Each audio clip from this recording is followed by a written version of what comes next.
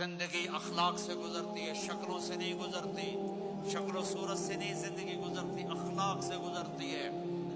دو واقعے اوپر نیچے ہوئے، ایک خاتون میرے پاس آ کے پھوٹ پھوٹ کے رونے لگی، کہا مولانا میرا خامد کھربوں پتی ہے، اربوں پتی نہیں کھربوں پتی ہے، اور زبان اتنی گندی ہے کہ مجھے اس نے زندہ مار دیا ہے۔ اور چند دن کے بعد ایک نوجوان ملا، کہ مولانا زندگی کی ہر دولت موجود ہے پر میری بیوی کی زبان بہت گندی ہے، میرا گھر برباد ہو کے رہ گیا ہے۔